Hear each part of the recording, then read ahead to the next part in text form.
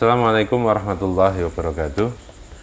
Santri-santri semuanya, kita sampai kepada episode ke-10, masih meneruskan tentang marfu'at atau isim-isim yang dalam hukum rofa, atau isim-isim yang kemudian dia menempati i'rab rofa. Kemarin sudah saya jelaskan dari mulai fa'il, naibul fa'il, mubtada khobar, kemudian kana dan inna, yaitu isimnya kana dan khobarnya inna, kemarin sudah saya jelaskan.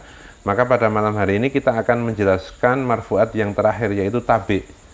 Tabi itu apa? Tabi itu adalah isim yang kemudian mengikuti isim-isim sebelumnya. Artinya dia itu hanya mengikuti saja. Kalau yang depan itu rofa, maka dia mengikuti rofa, nasab mengikuti nasab, jar mengikuti jar. Atau kalau depannya dhammah ya dia dhammah, depannya nasab fathah dia fathah. Kalau depannya kasroh ya dia mengikuti kasroh tersebut. Jadi nanti tabe itu ada pada marfu'at, yaitu yang dirofakkan, ada mansubat yang dinasabkan, dan ada yang majrurat yang nanti dijarkan. Jadi di semuanya nanti ada, di marfu'at, mansubat, majrurat itu tabe itu ada. Jadi kita akan menjelaskan tabe di dalam marfu'at, nanti sekaligus juga akan sampai kepada mansubat dan majrurat. Maka pada malam hari ini kita akan menjelaskan tentang tabe itu sendiri, atau sesuatu yang mengikuti pada kalimat sebelumnya. Baik, saya jelaskan.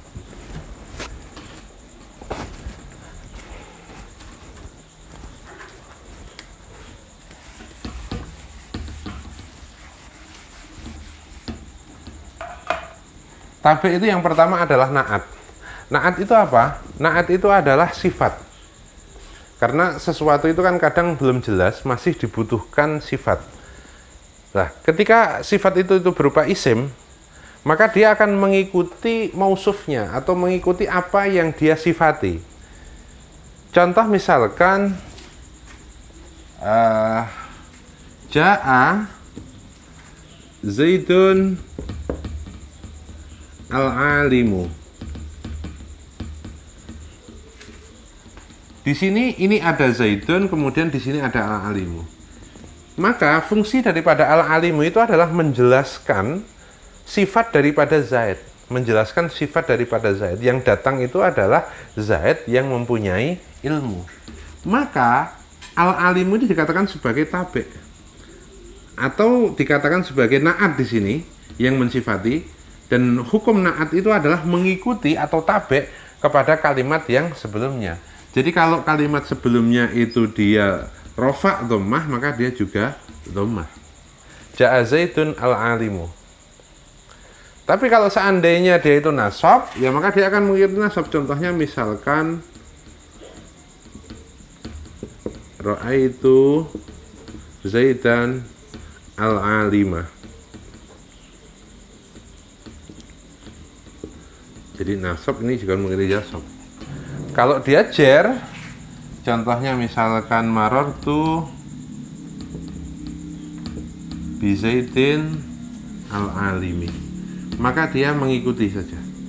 Maka lafal al-alim ini hanya mengikuti daripada kalimat sebelumnya atau yang disifati itu. Jadi kalau Zaidun al-alimu, kalau Zaidan al-alimah, kalau Zaidin al-alimi. Ini disebut sebagai sifat. Sifat adalah sesuatu yang kemudian mensifati. Na'at adalah sifat yang mensifati daripada mausuf itu sendiri atau kalimat sebelumnya. Yang kedua itu adalah atof.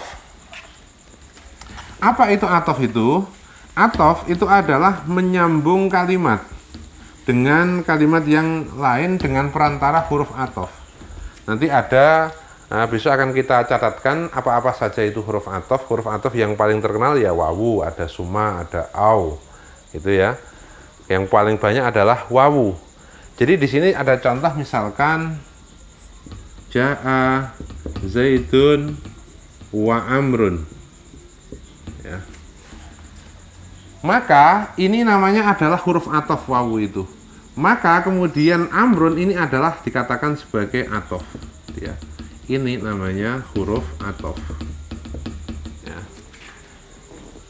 Setiap kalimat yang kemudian disatukan dengan huruf athof ini, maka dia harus mengikuti i'rab daripada kalimat yang dia ikuti.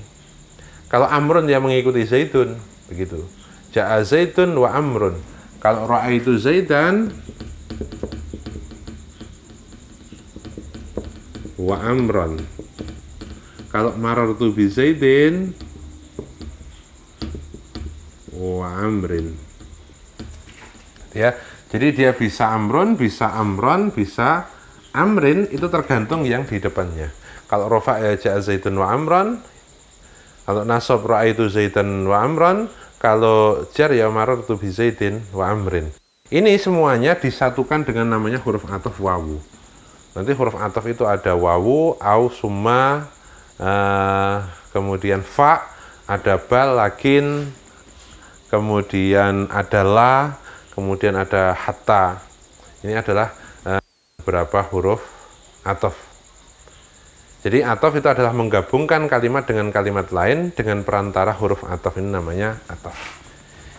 Yang ketiga itu adalah taukid. Taukid itu adalah fungsinya untuk menguatkan. Taukid sendiri nanti akan dibagi menjadi dua.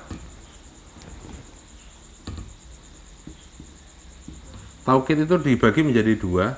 Ada kalanya kemudian dia itu taukidnya itu taukid maknawi. Kemudian ada taukidnya itu taukid lafzi. Kalau taukid lafzi sederhana, dia zaidun. Dia hanya mengulangi ja'a zaidun zaidun.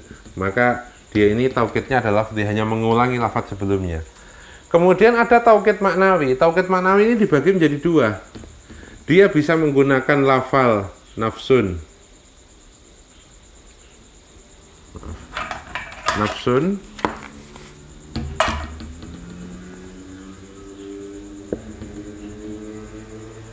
Lafal nafsun atau ainun. Kemudian yang kedua, dia memakai kata kullun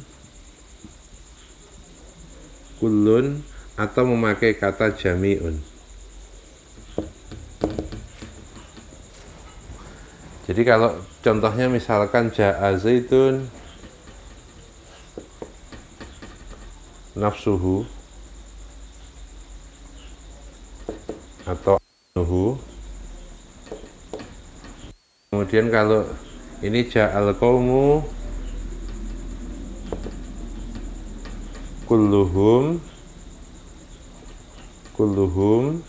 atau jami'uhum.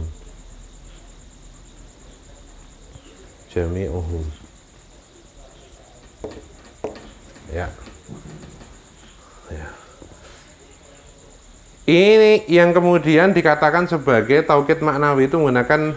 Jadi kalau di sini ja'a zaidun nafsuhu, ya, ainuhu. Kalau ja'a ra'aitu zaidan nafsahu. Kalau marartu bi zaidin nafsihi. Ja'al qaumu kulluhum, kalau ra'aitul qauma kullahum, kalau marartu bil qaumi kullihim. Jadi nafsu ini bisa nafsu, nafsa, nafsi, kullu ini bisa kullu, bisa kulla, bisa kulli, tergantung kalimat yang dikuatkan itu yang mana? Apakah dia rofa, nasab atau jar? Dia hanya mengikuti saja, maka dia dinamakan sebagai apa itu? Tabi. Kemudian yang kedua adalah taukid lafzi. Taukid lafzi itu sederhana, dia hanya menguatkan dengan mengulangi lafaz apa itu sebelumnya. Kemudian yang terakhir itu adalah badal.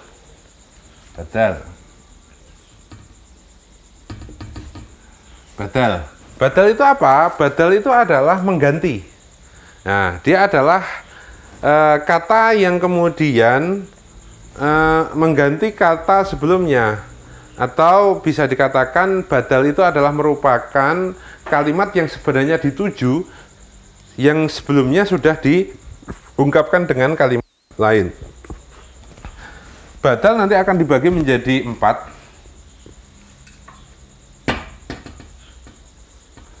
Ada badal kul mingkul,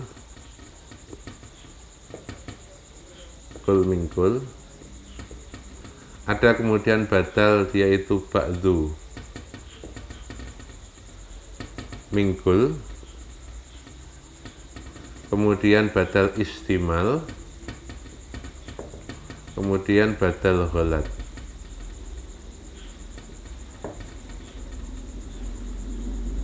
Badal pertama adalah badal kul mingkul. Badal kul mingkul contohnya adalah ja'a zaidun ahuka.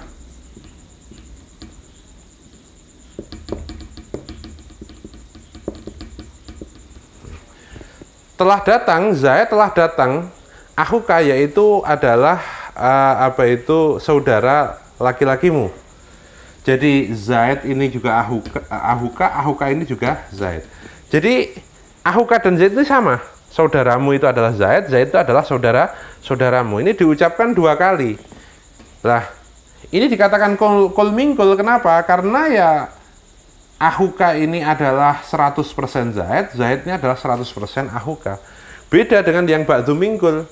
Contohnya adalah ba'du mingkul.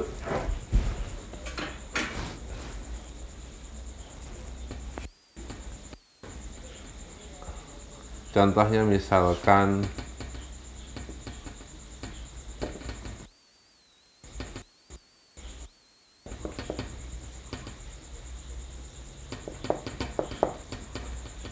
akal tuh makan sapa ingsun ar-rohifa ing roti sulusahu sepertiganya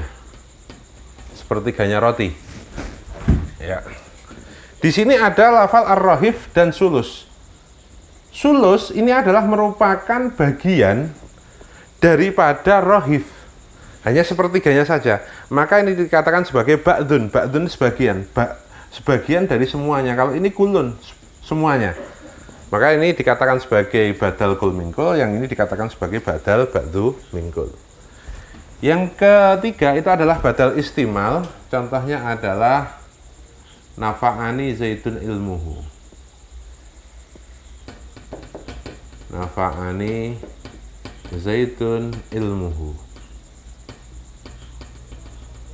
Jadi ini ya fokusnya ya.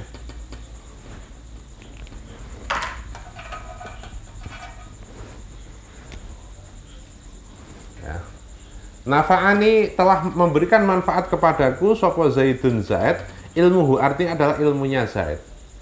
Badal istimal ini sebenarnya adalah sama dengan ba'du mingkul. Cuman kalau ba'dul mingkul ini adalah bagiannya itu terlihat. Kalau ilmuhu ini adalah bagian daripada Zaid tetapi tidak bisa terlihat, tidak bisa indera. Maka kemudian dikatakan istimal. Istimal itu mengku atau memuat. Kita tidak bisa kemudian mengindra ilmunya Zaid itu seperti apa, warnanya apa misalnya, nggak bisa. Maka ketika seperti itu maka dia dikatakan sebagai badal istimal. Yang terakhir adalah badal ghalat. Badal ghalat itu adalah mengucapkan keliru. Contohnya misalkan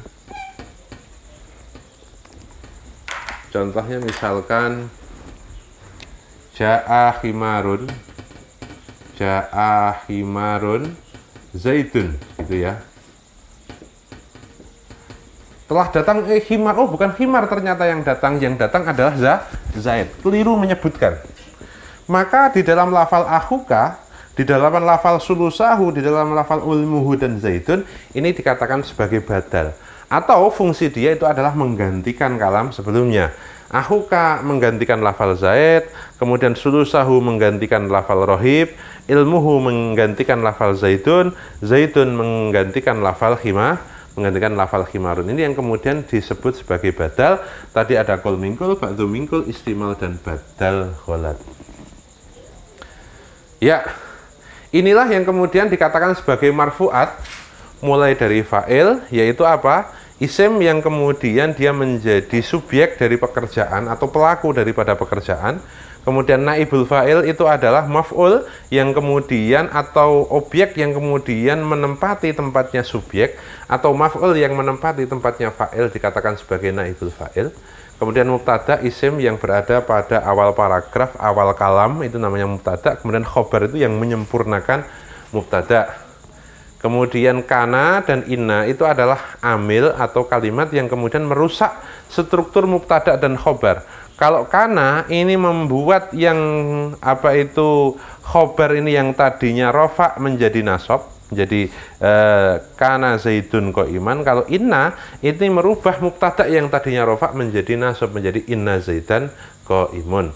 Kemudian tabe yaitu isim yang mengikuti lafadz sebelumnya, itu ada naat yaitu sifat. Kemudian ada atof yaitu menggabungkan kalimat dengan perantara huruf atof.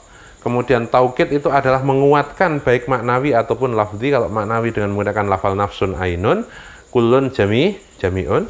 Kemudian badal itu dia juga termasuk tabe, yaitu apa? Badal itu adalah menggantikan lafal sebelumnya, baik menggantikan semuanya, menggantikan sebagiannya, memuat kalimat sebelumnya, atau menggantikan karena salah untuk apa itu diucapkan. Inilah marfuat. Inilah semuanya, ini adalah marfuat. Kemudian besok kita akan masuk kepada mansubat dan majrurat. Apa saja mansubat dan apa saja majrurat.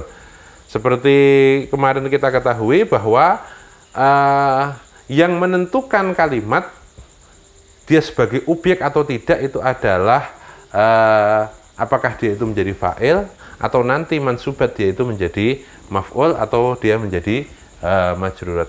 Besok insya Allah akan kita bahas satu persatu apa itu mansubat dan apa itu majrurat.